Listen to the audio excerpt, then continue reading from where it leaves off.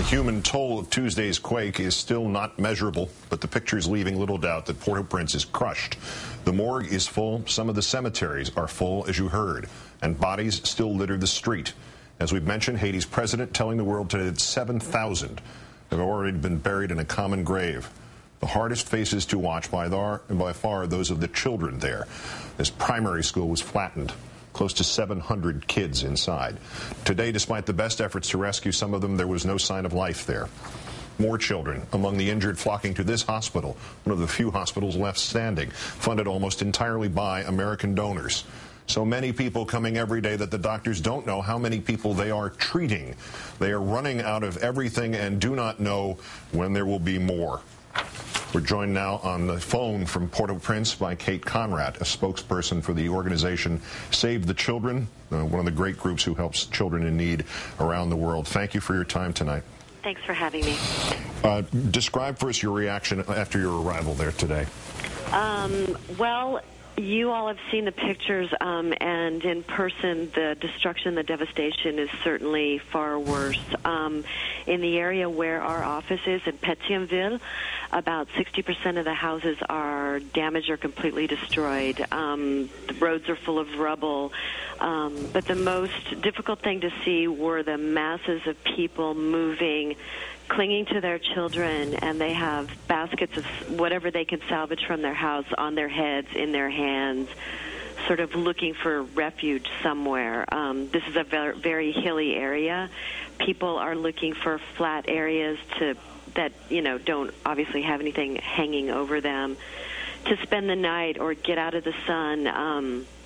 Sometimes that includes closed gas stations, which are, of course, have their own danger, but we're seeing spontaneous camps set up. We're seeing an extraordinarily difficult situation for everyone, but especially for children because they're smaller, way more vulnerable, and with this kind of movement of people, way more prone to be separated from their families. To that point particularly, there's an estimate that 2 million children, all told, have been affected by this. What happens? How can you possibly keep up with the idea of kids who have been separated from their parents or who have lost them and are on their own? Is there a chance that there are kids literally on their own still at this point, or have they been shielded by neighbors or strangers? Do you have any measure of that yet? Well, the usual reaction of the community is yes, that neighbors and strangers will shelter them. What Save the Children does, as well as other agencies do, and we did this after the tsunami in Aceh, is we get together, we take reports of unaccompanied children, and we work to trace them to their families. So there's sort of one repository, one database, so that people don't have to run all over town looking for their children, or, if their parents are gone. It's not a simple process, but it's certainly very important. But generally speaking, the community does take care of them for as long as they can. The weather was mentioned earlier by Carrie Sanders, our correspondent, that it was about 80 degrees today, and that their bodies, as we know, untreated,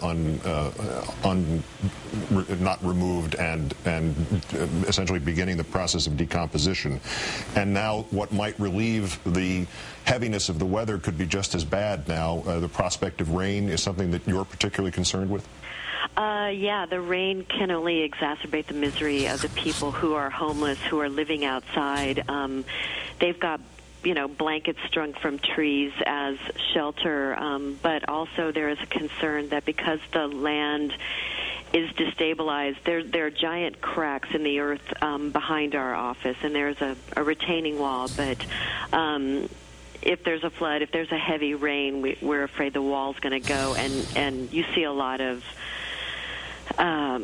erosion here anyway, and so it will be problematic. And also the mud and the mud will complicate things for people too.